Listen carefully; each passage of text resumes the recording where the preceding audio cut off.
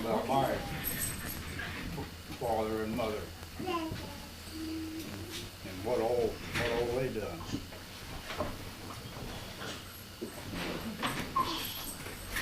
We all grew up together out on the lease, all field. And times were hard. And my dad only made $90 a month is all he made at that time. And that's trying to feed 6 kids. Well, that much money, that's pretty hard to do in them days. So we lived in a little oil field house out on a lease, and we had gas lights. So that's what we had for lights, was gas. You've never seen that, probably. No.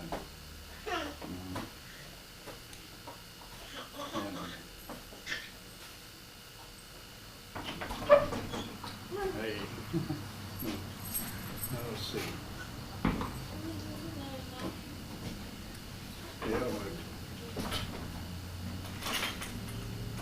Yeah, Dad and Mother raised 15 kids.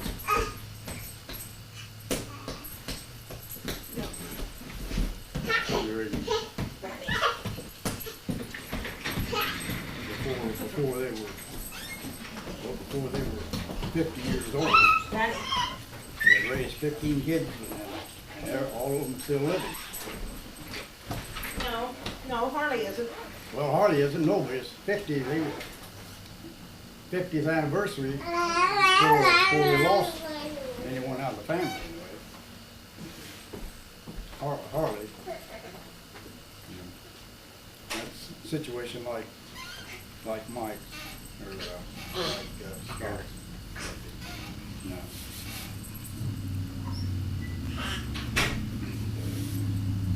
Back in them days, you didn't have any entertainment except the shows. Well, I've seen several solid movies in El Dorado when we come into town.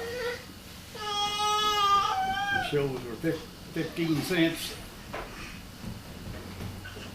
We go to the show all night long.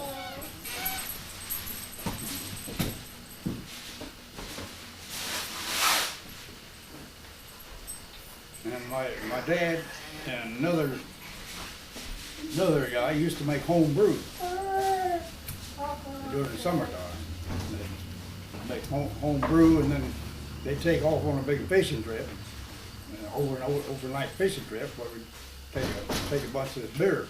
Of course, I only went with them a couple of times when they done that. But, I remember one fishing trip we were on where they was drinking beer, and a cousin of mine, he took the oar out of the boat deal, and he slapped it down the water, and 2 bass jumped in the boat. Just bang. Just from slapping the water. Huh. That concussion is what done it, of course. Look.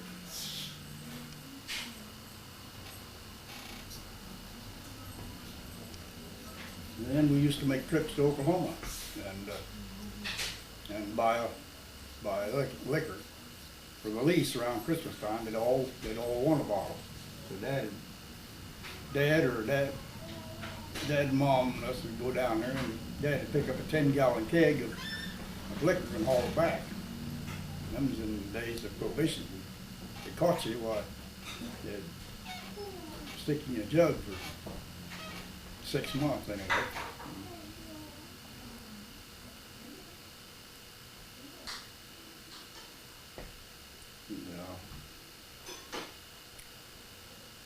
Well, what else did we do? Oh, one time I took off on a trip all by myself. I was 13 years old. I had 50 cents in my pocket.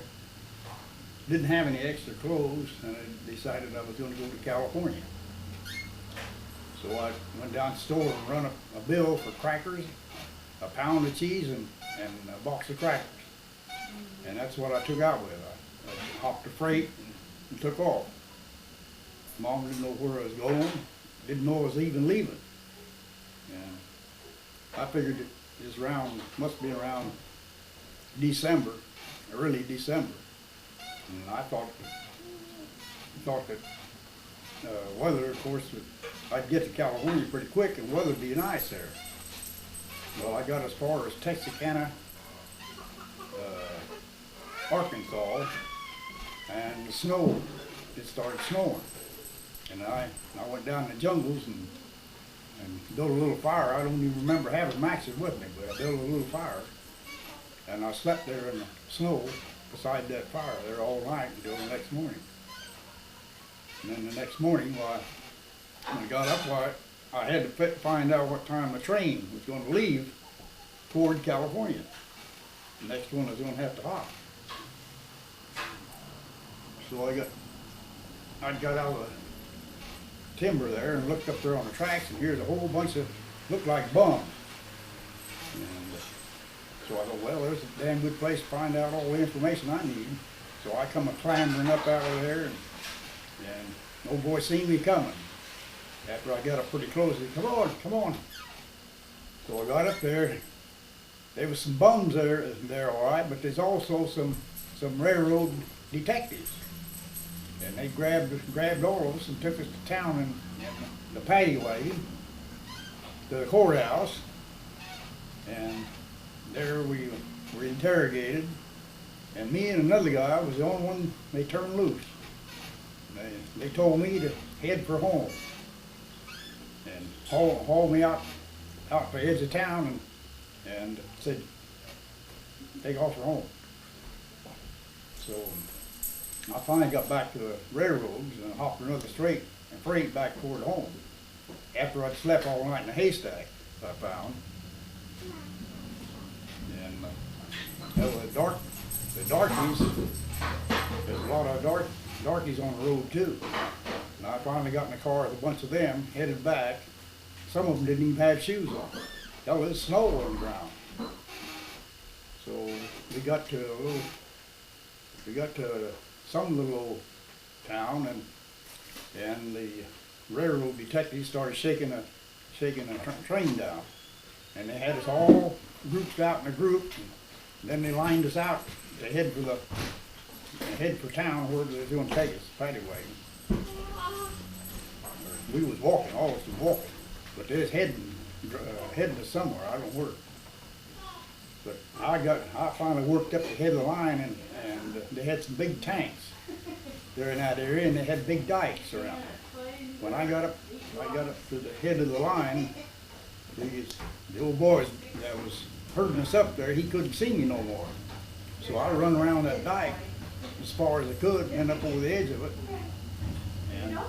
and took off. And I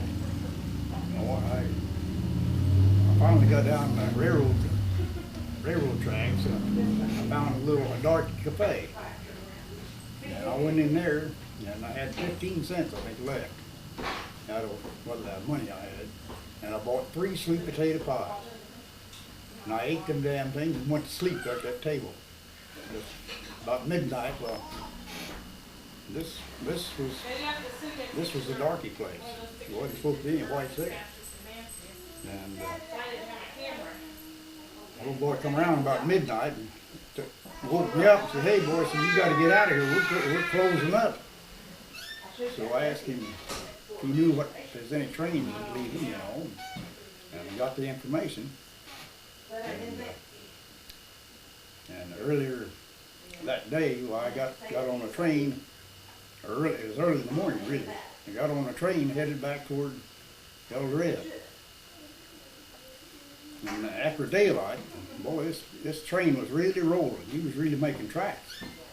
And I looked out the door in the boxcar there, and I could see dust way behind where that damn train had come up through, raising a big cloud of dust behind it. And I thought, my God, maybe I got the wrong train. Maybe this thing's going the wrong way. And I didn't know until I got clear into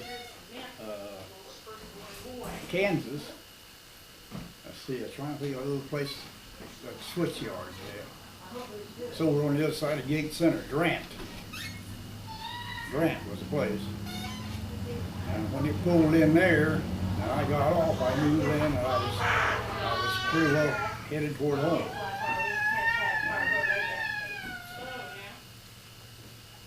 After that little excursion, the time I got home, well, I didn't want to go nowhere for a long while. Oh, better shut that thing off. Well, anyway, then later on we heard that they was paying good wages in Georgia for peach pickers, just like the Mexicans used to go do down in California. So there's 5 of us all headed outside one day. We'd head out for Georgia. So we all hopped the freight train and we made it down to Memphis, Tennessee. All of us.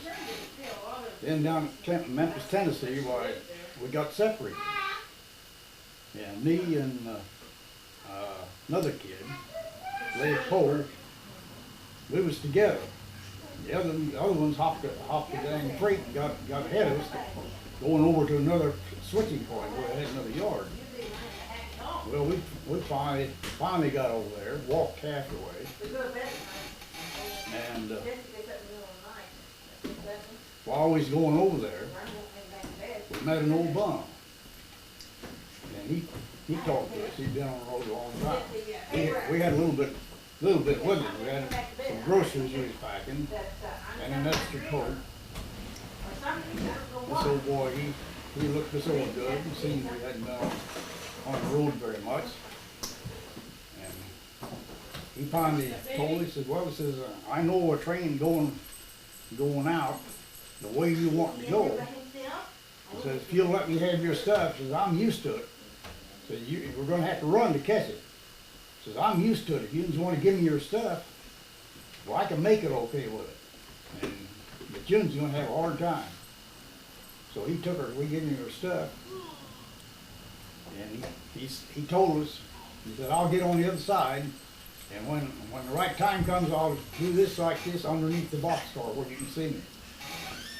So we did. Here come the train. He's over on the other side, and we kept watching. He never did give us a signal. We lost all our food, our jackets, everything to old boy. Where did he go? Who knows? He jumped on. He jumped on the train, and he was supposed to give us a signal to get on it too. So we'd have to run to catch it. But he never gave us no signal. So we got away with our coat, everything we had. So that left us where we just a foot, you might say. So we took off walking and finally walked into Boonesville. Finally walked into Boonesville, Arkansas.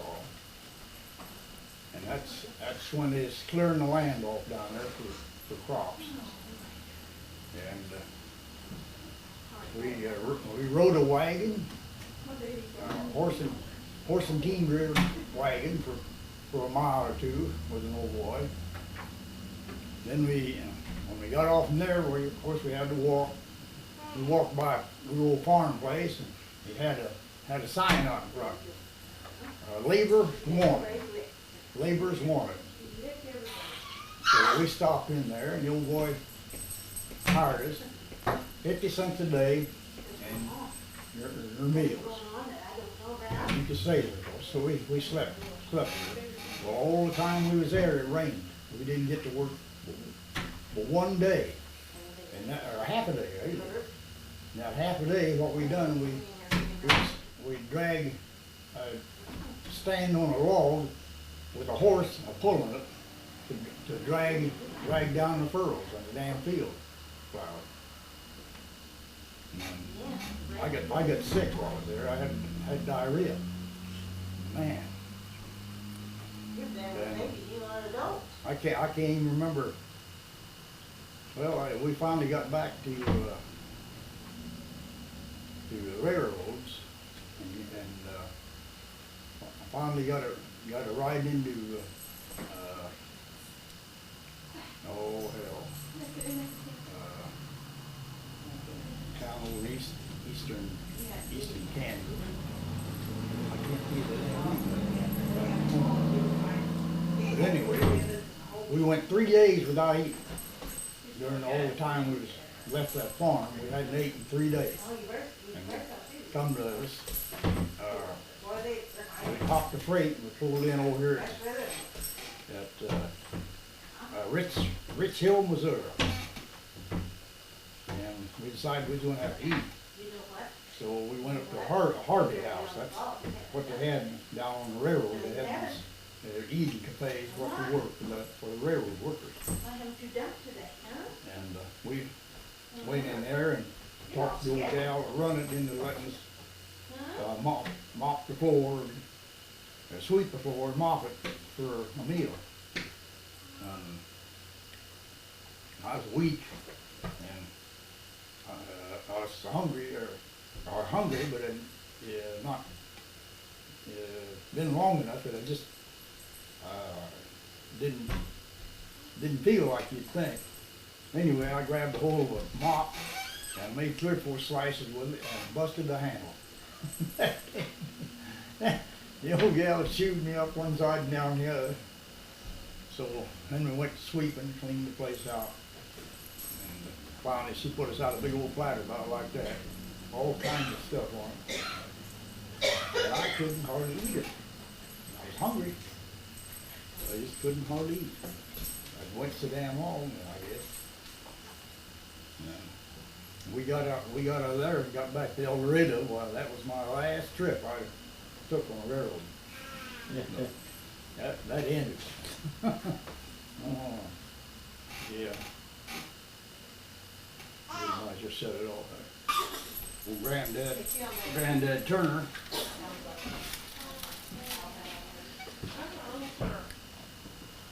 Granddad Turner was when I come along, got to know him. Well, I was probably 7 or 8 years old, and he only had one eye.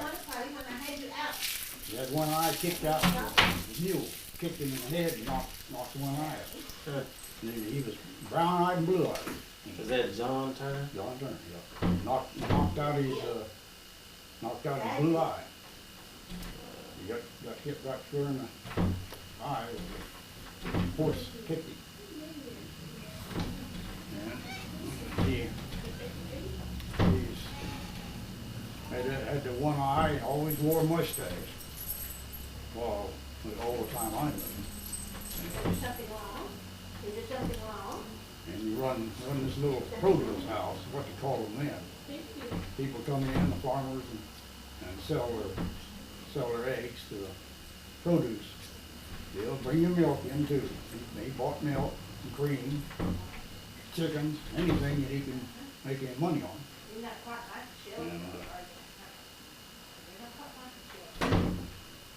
that was over there on 2nd Street there in El Dorado. The place don't exist anymore now, it's all tore down. And Grandma used to raise hell with her, or his wife, or my grandma used to raise hell with him because she thought he was messing around with another gal that lived up the street where the produce house was. And they'd have a fight about that every so often. Uh-oh, he locked himself in.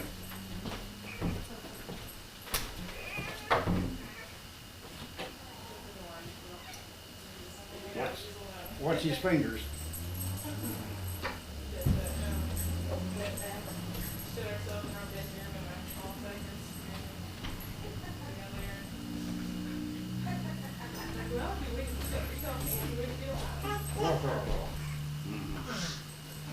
All right, yeah, shut it off.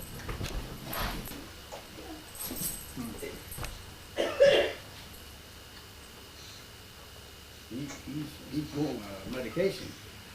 Well, that's the reason we moved them over here. See, hell, I couldn't run over to Roselia, that's 30 miles over there. Every time one of them got sick, well, you have to make a 30-mile trip, and then maybe take them to the doctor or hospital, one or the other. Well, what do you know about your dad? Well,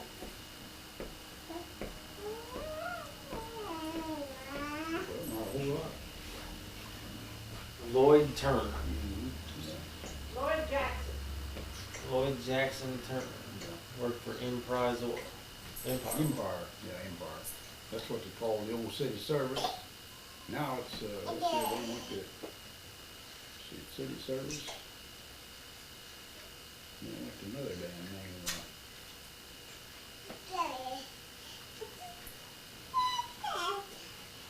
Empire, city service. I can't remember what the other name was, they finally ended up. And he worked there, what, 30 years? To about 30 years ago. Time I was about 8, I was 6 years old until I was married. Had been married a couple 3 years. Maybe it wasn't that long. Maybe it was only about 20 years I got. Because he was supposed to get a bonus after he worked so many years. I think that's right. 20 years, they give you a bonus. Come on, Brownie. Come on. I don't know whether he stayed down or not. Come here, boy. Come here. He was pretty quiet. He didn't do much talking. About the one time he didn't do a whole lot of talking when he got looped or got drinking something. Or someone come around, the relatives that he knew real good. He was usually pretty quiet. He didn't say it.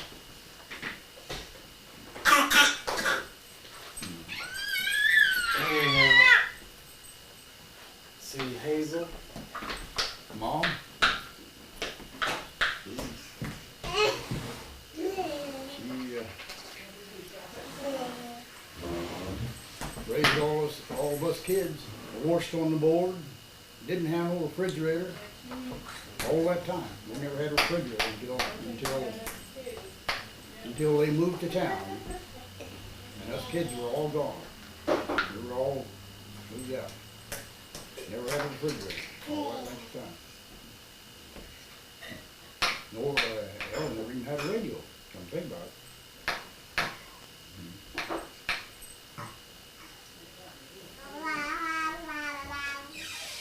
It was dirt poor most of the time.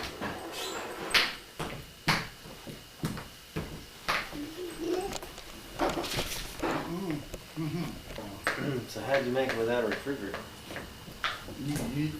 You lived on beans and things that would preserve themselves. Beans, potatoes, and around Christmas time we might get some oranges.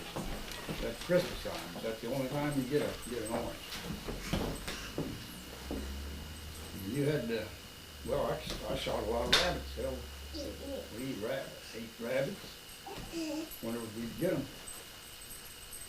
We'd go out and get them. And tell you the truth, I don't know how the hell Mom made all the meals she did. It was just flour and sugar and lard.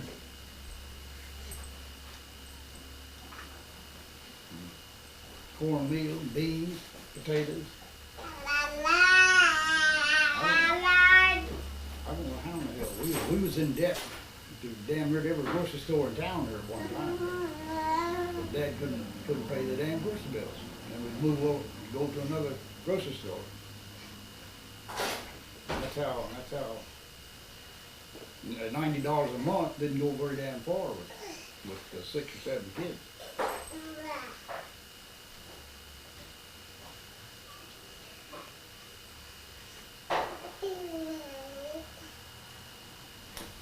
And, you had to have a car because they lived in the country. So you had to have a car to make it back and forth. Just like it is now. You gotta have a damn car there or you can't go to work. That's the way it is now. Same way.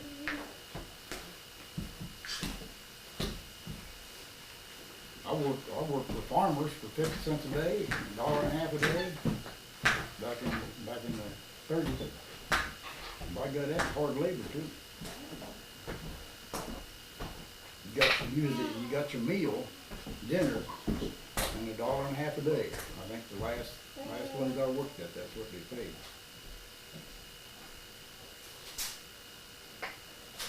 And that's the only time, that was only during the harvest. That's about the only time they hired anybody to help them. Because the farms were small.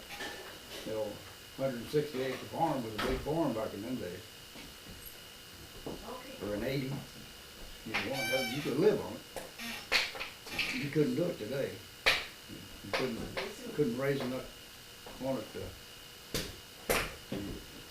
keep going.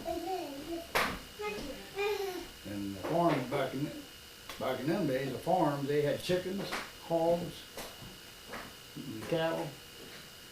Now, it all depends on, here in this area, it depends on wheat or crops. They don't have no cows, unless they're stock that they're feeding or butchered. Hell, back when I was growing up, hell, all the farmers had milk cows. Sold their milk, and their cream, their eggs, stuff like that. Of course, we didn't have no refrigeration. Well, let's see, they had refrigeration at the ice plant. You'd buy a 50-pound chunk of ice for your ice box. And that's what we had back at Come Think About it. Later years they had an ice box. The hell, a block of ice wouldn't last very long.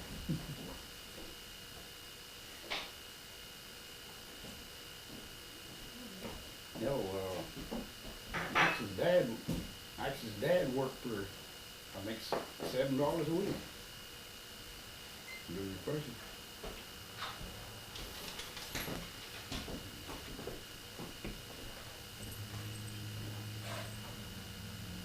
So you went to grade school in Glenora, Big School. Dorado? You know, that's south of El Dorado. There, about 3 miles south of El Dorado. Right on the Santa Fe Railroad, just a little ways from it. Crossing a couple hundred yards from it. And then you worked for the railroad? Yeah. Yeah, I worked for them off and on. I didn't have no steady job. It was just when they had a steel gang or when they had a tie gang that demanded extra workers, well then you get on. You work you work until it's done. It might be a month. Might be a couple of weeks.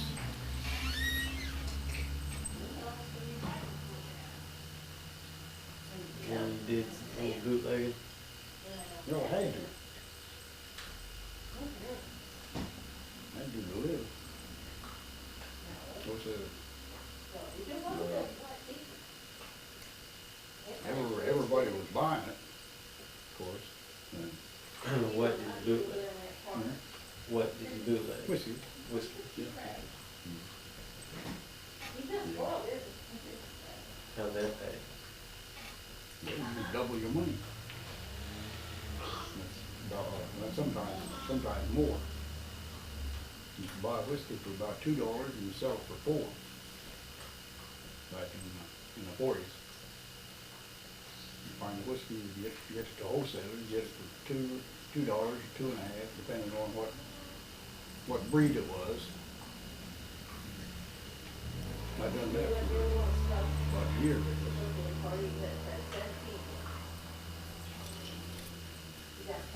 See, then you worked for Boeing. Yeah, I went to work for Boeing in 42, January 7th, 42. Right after Pearl Harbor. That's when I You went to could work. be strong, what they feed you, huh? Back when Pearl Harbor happened, I was sitting in Kansas City with two other guys trying to get a job up there at the Fairfax airplane factory. We slept in a damn alley with a car pulled back in the alley in my car. Me and two of the guys, You needed for sure, huh? and we woke up the next morning and we was gonna go to California.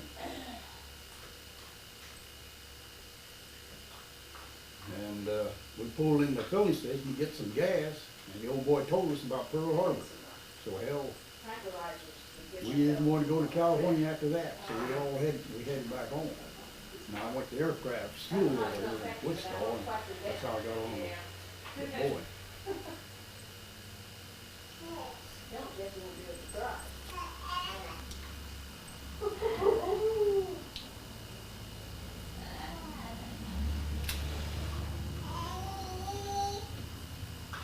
Them were wild days. What all aircraft did you work on? Oh, I worked on the B-17, B-29s, the gliders. I forget what they're called. I made them for about a year. Then I went on the, let's see, B-17s. Then went on the gliders. And then the B-29s. And then the, Well, that's a good boy.